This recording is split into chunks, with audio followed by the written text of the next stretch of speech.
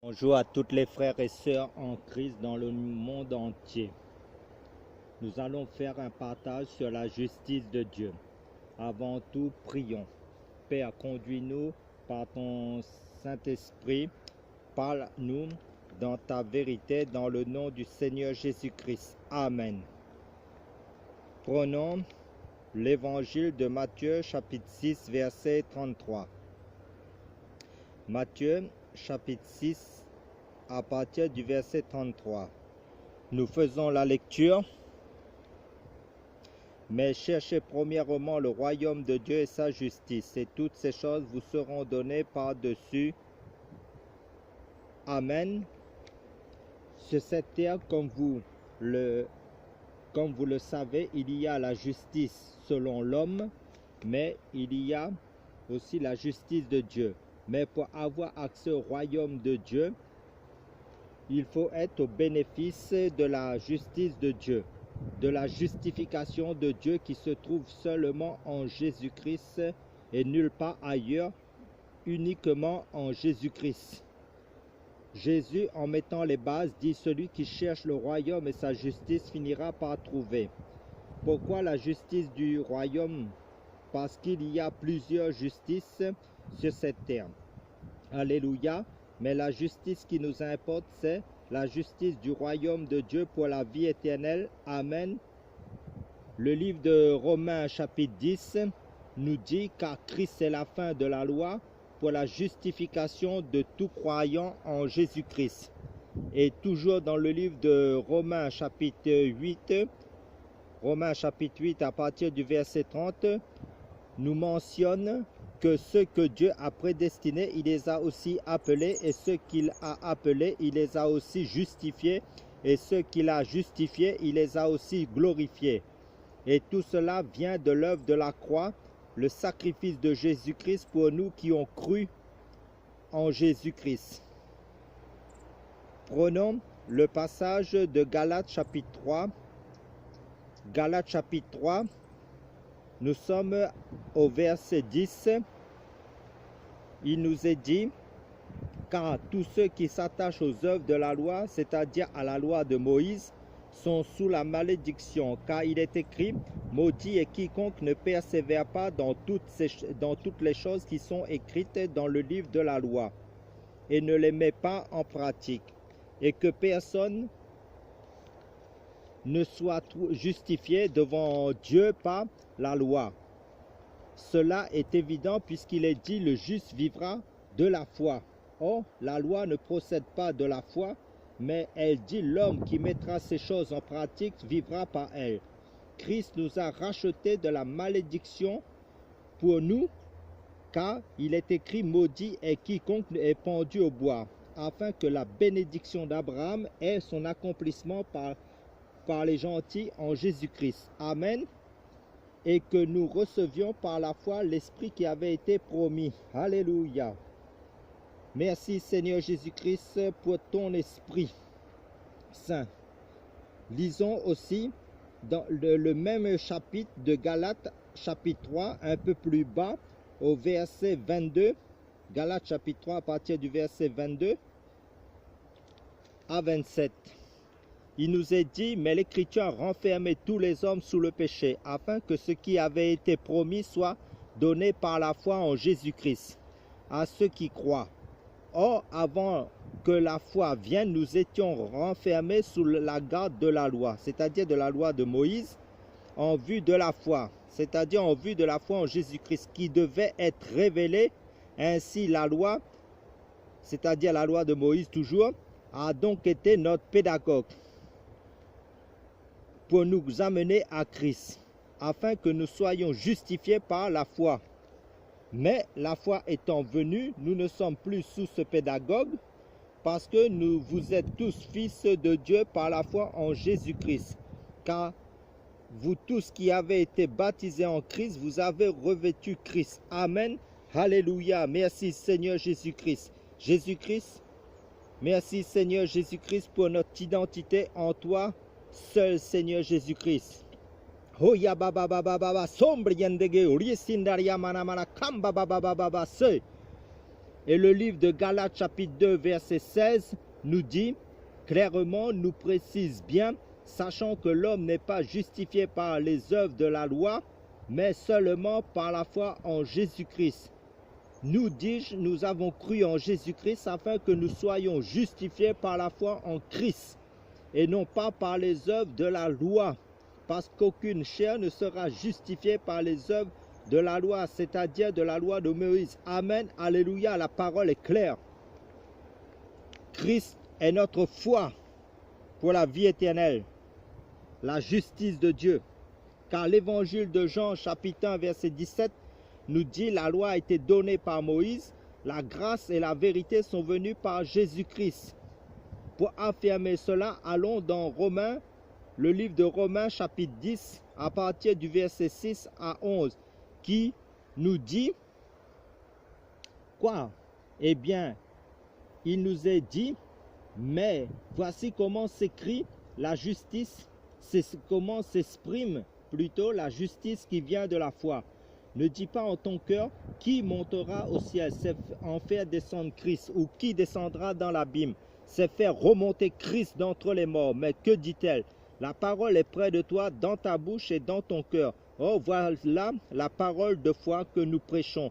C'est pourquoi si tu confesses de ta bouche le Seigneur Jésus, et si tu crois dans ton cœur que Dieu l'a ressuscité des morts, tu seras sauvé.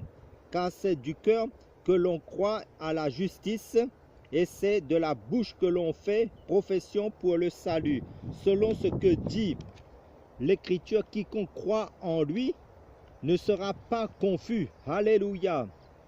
Car dans le livre d'Hébreux, chapitre 10, verset 11, Hébreux chapitre 10, verset 11, nous précise bien, tandis que tout prêtre se tient debout chaque jour en exerçant son service et en offrant plusieurs fois les mêmes sacrifices qui ne peuvent jamais ôter les péchés dans l'ancienne alliance, mais lui, c'est-à-dire Jésus-Christ, après avoir offert un seul sacrifice pour les péchés, s'est assis pour toujours à la droite de Dieu, attendant désormais que ses ennemis soient mis pour le marchepied de ses pieds. Car par une seule offrande, il, c'est-à-dire Jésus-Christ, a rendu parfait pour toujours ceux qui sont sanctifiés. Car dans l'ancienne alliance, les sacrifices d'animaux qui étaient des préfigurations de Jésus-Christ n'ôtaient pas les péchés, mais couvraient les péchés. Et cela devait se répéter à chaque fois. Et le livre d'Ésaïe, chapitre 64, verset 5, nous dit « Sans Jésus au centre de notre vie, notre justice propre est comme un vêtement souillé. » Et Romains, chapitre 3, verset 23, nous dit « Car tous ont péché et n'atteignent pas la gloire de Dieu. » Dans d'autres versions de Bible, il nous est dit « Tous ont péché et sont privés de la gloire de Dieu. » Car les exigences de Dieu par rapport au péché étaient telles que personne ne pouvait satisfaire ses exigences par rapport à sa sainteté.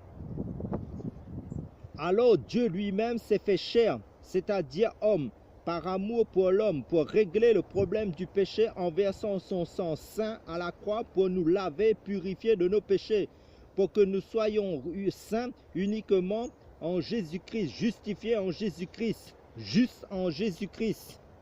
C'est pourquoi dans l'évangile de Jean chapitre 1 verset 29, le prophète Jean-Baptiste, en voyant Jésus passer, Jean-Baptiste, poussé par le Saint-Esprit, décrit Jésus comme l'agneau de Dieu qui ôte le péché du monde.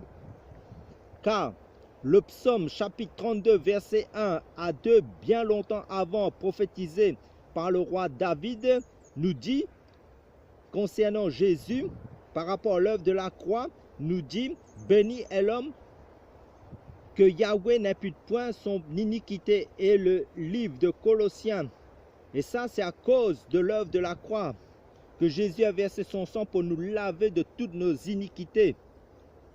Et le livre de Colossiens chapitre 2 verset 14 à 15 nous dit Jésus a effacé l'acte qui était contre nous, qui consistait en des ordonnances et qui nous était contraire et il l'a entièrement aboli en le clouant à la croix. Il a dépouillé les principautés, les puissances et les a exposées publiquement en spectacle en triomphant d'elles par la croix. Et l'apôtre Paul nous révèle cette justice de Dieu Allons dans le livre de Philippiens chapitre 3. Philippiens chapitre 3 à partir du verset 1. Où Paul nous dit: au reste, mes frères, réjouissez-vous dans le Seigneur. Je ne me lasse pas de vous écrire les mêmes choses, et pour vous, c'est une sécurité. Prenez garde aux chiens, prenez garde aux mauvais ouvriers, prenez garde aux faux circoncis, car c'est nous qui sommes les circoncis, nous qui rendons à Dieu notre culte en esprit, et qui nous glorifions en Jésus-Christ. Amen, alléluia, et qui n'avons pas de confiance en la chair, bien que je puisse aussi avoir confiance dans la chair. Si quelqu'un estime qu'il a de quoi se confier dans la chair, je le puis bien davantage. Moi, circoncis le 8e jour de la race d'Israël, de la tribu de Benjamin, hébreu né d'hébreu, pharisien en ce qui concerne la loi, quant aux zèles persécutant l'Église et quant à la justice à l'égard de la loi, c'est-à-dire de la loi de Moïse, étant sans reproche. Mais ces choses qui étaient pour moi un gain, je les ai regardées comme m'étant nuisibles à cause de Christ. Écoutez bien, frères et sœurs, ce que Paul dit par rapport à sa vie passée avant sa conversion à Christ. Et celle, je regarde toutes les autres choses comme m'étant nuisibles en comparaison de l'excellence de la connaissance de Jésus-Christ, mon Seigneur, pour l'amour duquel je me suis privé de toutes ces choses. Et je les estime comme du fumier, afin de gagner Christ, et que je sois trouvé en lui, ayant non pas ma propre justice, celle qui vient de la loi, c'est-à-dire de la loi de Moïse, mais celle qui est par la foi en Jésus-Christ, la justice qui vient de Dieu par la foi. Amen, alléluia. Quelle révélation de Dieu! Paul avait saisi la justice de Dieu, qui est uniquement Jésus-Christ, pour nous la communiquer parfaitement. Car les brebis du Seigneur entendent et comprennent le sens spirituel de la justice de Dieu qui est Jésus-Christ, l'œuvre de la croix pour le salut. Car le livre de Colossiens chapitre 1 verset 12 à 14 nous déclare avec précision: rendez grâce au Père qui nous a rendus capables d'avoir part à l'héritage des saints dans la lumière, qui nous a délivrés de la puissance des ténèbres et nous a transportés dans le royaume du Fils de son amour, en qui nous avons la rédemption par son sang, à savoir la rémission des péchés. Gloire à Jésus-Christ. Mais la majorité des Juifs n'ont pas saisi cette justice de Dieu, en voulant établir leur propre justice selon la loi de Moïse. Pour confirmer cette problématique, prenons le livre de Romains chapitre 9 à partir du verset 30 à 33. Romains chapitre 9 à partir du verset 30 à 33, où il nous est dit: que dirons-nous donc? Que les gentils qui ne cherchaient pas la justice ont obtenu la justice, et la justice qui vient de la foi, c'est-à-dire en Jésus-Christ. Tandis qu'Israël, c'est-à-dire la majeure partie des Juifs qui cherchaient la loi de la justice, n'est pas parvenu à cette loi. Pourquoi? Parce qu'Israël l'a cherché non pas par la foi, c'est-à-dire en Jésus-Christ, mais comme provenant des œuvres de la loi, c'est-à-dire par la loi de Moïse. Car c'est-à-dire les Juifs, se sont heurtés contre la pierre d'achoppement, c'est-à-dire à Jésus-Christ, la justice de Dieu, qui est la véritable justice de Dieu, donnée par Dieu aux hommes gratuitement pour leur justification de toute personne qui aurait foi uniquement en Jésus-Christ. C'est pour cela, au verset 33 du livre aux Romains chapitre 9, il nous est dit, selon qu'il est écrit: voici, je mets en Sion la pierre d'achoppement qui est l'image de Jésus-Christ toujours, et un rocher de scandale qui est toujours une préfiguration, une image de Jésus-Christ sur le plan spirituel, et quiconque croit en lui, c'est-à-dire en Jésus-Christ, ne sera pas confus. Amen, alléluia. Écoutez bien, frères et sœurs du monde entier, dans le Seigneur Jésus-Christ. Donc tous ceux qui ont reçu la justice de Dieu, c'est-à-dire Jésus-Christ dans leur vie, doit impérativement cheminer, demeurer dans cette justice, c'est-à-dire la parole de Dieu, pour faire la volonté de Dieu jusqu'à la fin. De quelle manière? La Bible dit qu'à le royaume de Dieu, ce n'est pas le manger et le boire, mais la justice, la paix, la joie par le Saint-Esprit.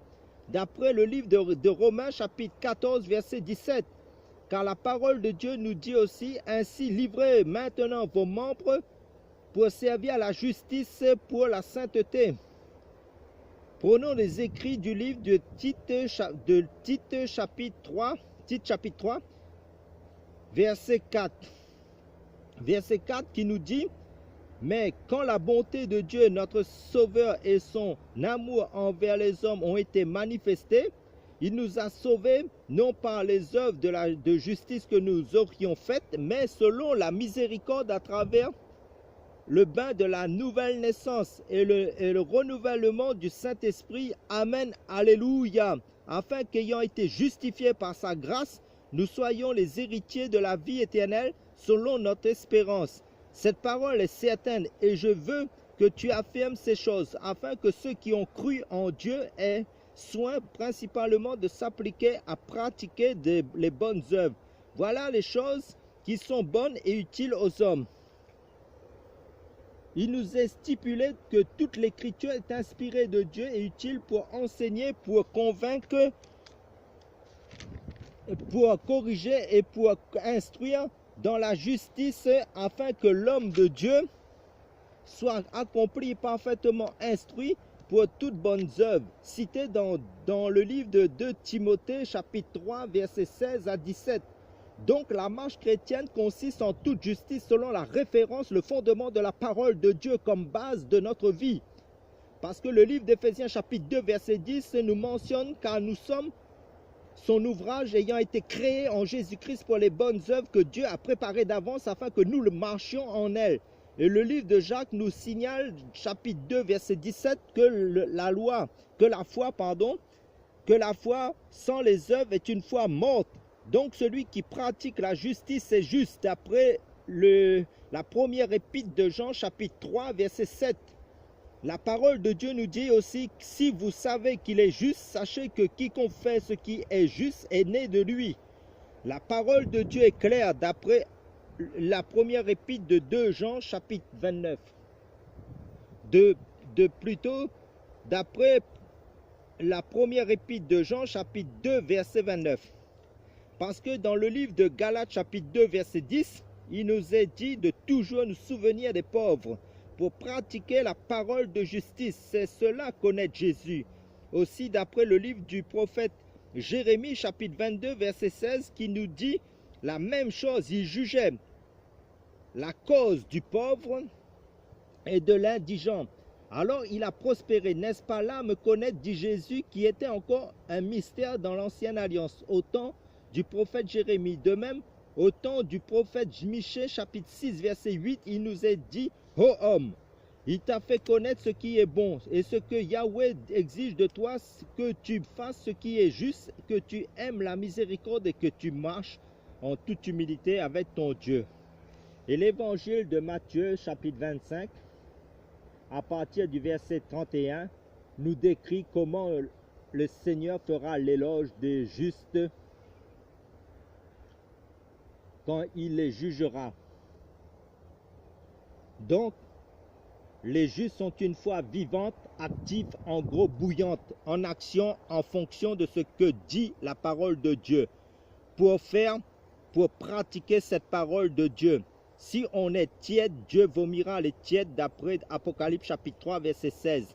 Le fait de connaître la parole de Dieu et de ne pas la vivre, de ne pas la pratiquer, cette parole de Dieu, avec persévérance jusqu'à la fin. Car Jésus-Christ, notre modèle par excellence, notre maître, allait de lieu en lieu faisant le bien, d'après les Actes des Apôtres, chapitre 10, verset 38. Nous devons demeurer et évoluer constamment dans le discernement de la justice de Dieu pour faire la volonté de Dieu, pour être en fait renouvelé sans cesse. Prenons le livre d'Hébreux chapitre 5, Hébreux chapitre 5 à partir du verset 13. Nous faisons la lecture à partir du verset 13 qui nous dit « Or, quiconque use de lait ne sait pas ce que c'est que la parole de la justice, parce qu'il est un enfant. Mais la nourriture solide est pour ceux qui sont déjà hommes faits, pour ceux qui par l'habitude ont leur sens exercé à discerner le bien et le mal. Car la parole de Dieu insiste sur le fait à vous laisser renouveler par l'Esprit de Dieu dans votre entendement et à vous revêtir du nouvel homme, créé selon Dieu dans une justice et une sainteté véritable. Donc, et le livre d'Apocalypse chapitre 22 verset 11 nous encourage dans ce renouvellement que le juste pratique encore la justice. Et Dieu nous encourage d'aller de progrès en progrès d'après le livre de 1 Thessaloniciens chapitre 4 verset 1. Car celui qui sait faire le bien et ne le fait pas commet un péché, d'après le livre de Jacques chapitre 4 verset 17. Et nous devons être remplis du fruit de la justice, d'après le livre de Philippiens chapitre 1 verset 11. Pour quelle raison? Pour quel objectif final?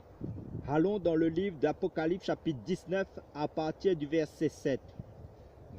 Apocalypse chapitre 19 verset 7, où il nous est dit: réjouissons-nous et tressaillons de joie et donnons-lui gloire, car les noces de l'agneau sont venues et son épouse s'est préparée. Et il lui a été donné de se revêtir d'un fin lin pur et éclatant, car le fin lin désigne la justice des saints. Amen. Donc, les noces de l'agneau est primordial. Pour conclure notre message, prions. Frères et sœurs, Père, merci pour ta grâce, merci pour ta justice en ton Fils Jésus-Christ, pour ta parole de vie. Aide chacun de nous à produire du fruit, à toujours aller de progrès en progrès dans ta parole de justice pour les noces de l'agneau, dans le nom du Seigneur Jésus-Christ. Amen.